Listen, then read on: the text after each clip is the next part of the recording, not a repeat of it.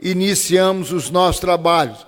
Nobre secretário, deputado delegado Edson Moreira, procederá à leitura da ata da sessão anterior.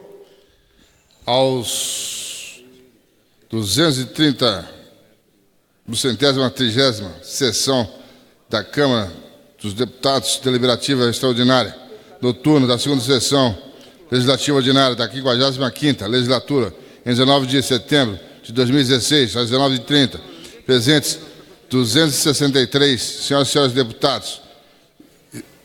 O senhor Beto Mansur, primeiro secretário, no exercício da presidência, declarou aberta a sessão e deu por dispensada a leitura da ata da sessão anterior.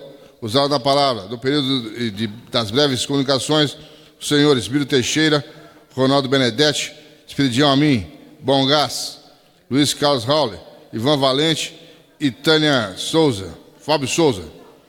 Usaram da palavra pela ordem os senhores Miro Teixeira, Esperidião Amin e Ivan Valente, às 19h40, presentes 86 senhoras e senhores deputados. Passou-se a ordem do dia. O senhor presidente anunciou a discussão em turno único da medida provisória 734 de 2016. Discutiram a matéria os senhores delegado Edson Moreira, Carlos Aratini, Mauro Pereira, Ivan Valente, Felipe Maia, Arnaldo Faria de Sá, Gilberto Nascimento, Júlio César, Hugo Leal, Luiz Carlos Reis e Bom Gás. Fez comunicação de liderança o senhor Júlio César, pelo PSD. Foi encerrada a discussão. O senhor delegado Edson Moreira encaminhou a votação do parecer da comissão mista, na parte em que manifesta opinião favorável quanto ao atendimento dos pressupostos condicionais de relevância e urgência e de sua adequação financeira e orçamentária, nos termos do artigo 8º da Resolução número 1 de 2002 do Congresso Nacional. Foi aprovado o referido parecer. Foram aprovadas a medida provisória 734 de 2016, na forma do projeto de lei de conversão de número 27 de 2016, adotado pela comissão mista, e a redação final da matéria. Às 21h11, o senhor presidente suspendeu a sessão. Às 22h19, a sessão foi reaberta. O senhor presidente anunciou a reabertura da discussão em turno único do projeto de lei 1210-C de 2007. Levantaram a questão de ordem os senhores Miro Teixeira, que foi respondida pelo senhor presidente, e Alessandro Moron, que foram respectivamente respondida e recolhida pelo senhor presidente. O senhor presidente anunciou o requerimento de votação nominal do requerimento da retirada de pauta, apresentada pela bancada do PSOL. O referido projeto foi retirado de ofício pelo senhor presidente. Fez comunicação de liderança o senhor Ivan Valente, líder do PSOL. Às 22h50, o senhor presidente encerrou os trabalhos e convocou sessão deliberativa extraordinária para terça-feira, 20 de setembro, após a sessão do Congresso Nacional, com a seguinte ordem do dia: projeto de decreto legislativo número 56, 103, 250, 281 e 154 de 2015, o projeto de resolução número 76 de 2015. Haverá matéria sobre a mesa para deliberação. Lembrou também que haverá sessão do Congresso Nacional terça-feira, 20 de setembro, às 11 horas, do plenário da Câmara dos Deputados, com ordem do dia já divulgada. Presidente Carlos Manato, secretário, delegado Edson Moreira. Muito obrigado. Nobre delegado, conceda a palavra ao primeiro orador inscrito, nobre delegado Edson Moreira, do PR de Minas Gerais. Vossa Excelência tem 1 minuto.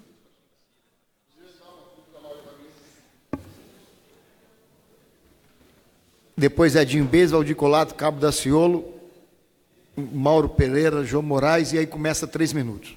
Senhor presidente, está como lido e seja divulgado nos anais da casa o grande problema que o tráfico e o uso de drogas, no atual contexto brasileiro, traz com a violência.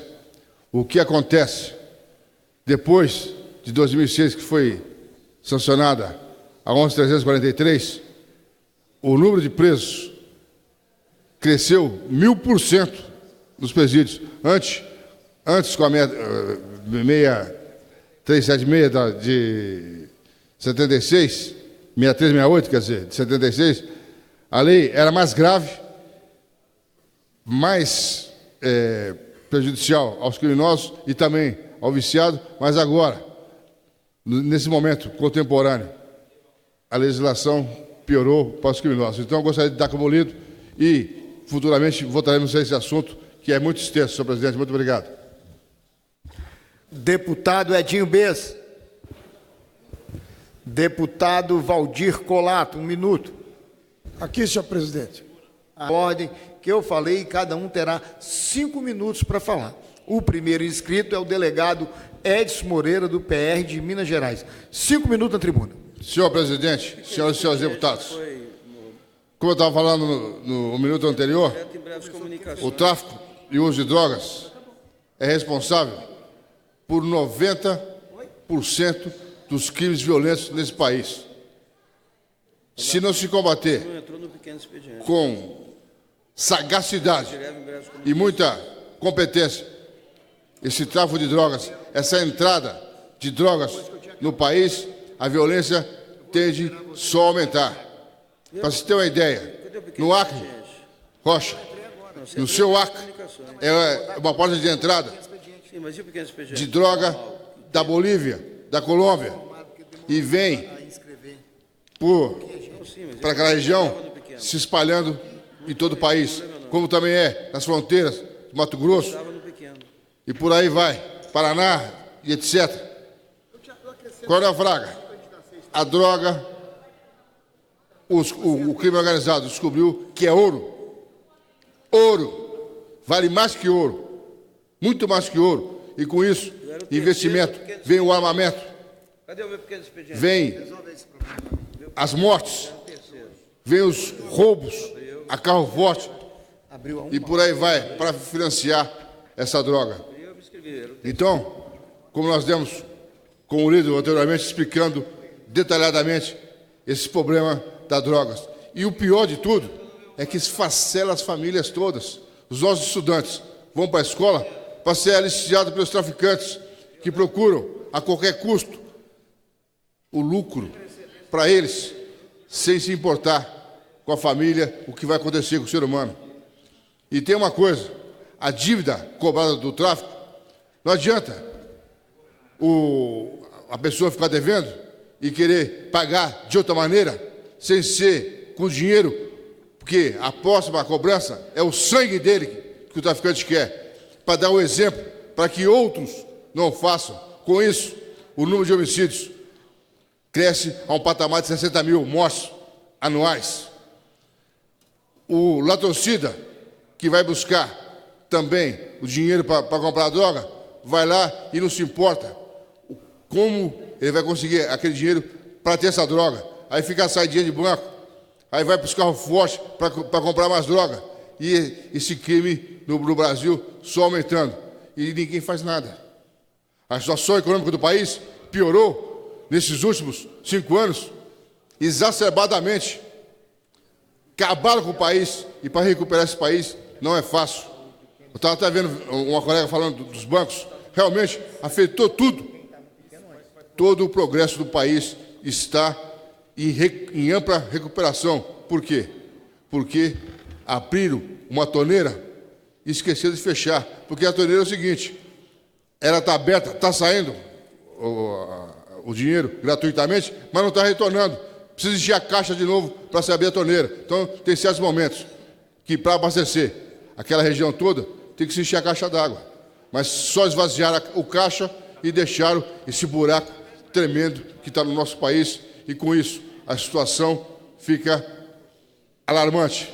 E o que eles vão fazer?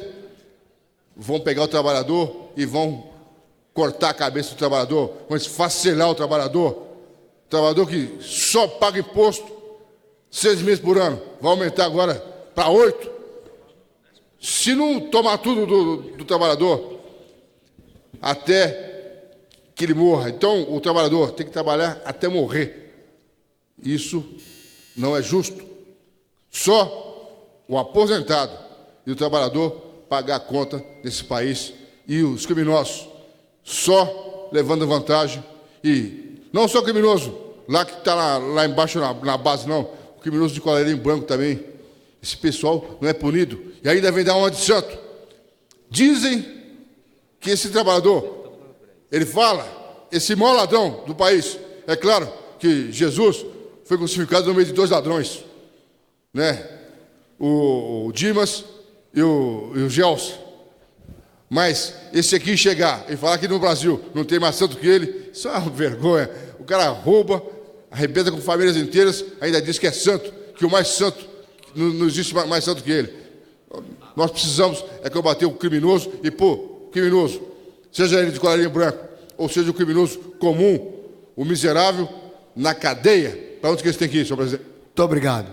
Essa presidência tem que fazer uma correção aqui, que houve um problema no computador. Quando a gente estava fazendo uma comunicação, tinham 3 inscrições. Muito obrigado, grande presidente Isalci. E a esse delegado especial de Minas Gerais.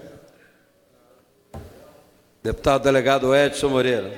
Senhor presidente, senhores e senhores deputados. Senhor presidente, eu sou o único deputado nessa casa que há algum tempo fala sobre o Celso Daniel, a morte, o assassinato do Celso Daniel. E isto essa semana, trouxe uma matéria sobre o assassinato do Celso Daniel e diz que um cadáver insepulto, porque o Márcio Valério não quis falar sobre a morte do Celso Daniel, porque o que eu fiquei sabendo é muito grave e o senhor não vai poder garantir a minha vida.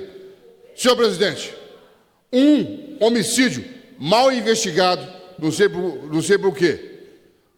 Uma pessoa que, de um determinado momento, está jantando com sombra lá de Santo André, de repente, desaparece e aparece morto, com marcas de tortura, de cigarro. Esse pessoal que pegou e torturou o Celso Daniel antes de assassiná-lo, queria fazer o quê? Queria descobrir senhas de banco. E a revista fala o quê? Que quem está envolvido? Lula, Zé Disseu e Gilberto Carvalho. É o que o jornal fala. Então, senhor presidente, o que eu posso fazer? Se eu fosse investigador e conhecedor de homicídio como sou, tenho certeza que esse pessoal já estava na cadeia há muito tempo. Muito obrigado, senhor presidente. Gostaria que fosse casa e na Voz do Brasil. De Vossa Excelência, encerrado então o pequeno expediente, entraremos no grande expediente. Primeiro orador inscrito, deputado Miguel Haddad, PSDB de São Paulo.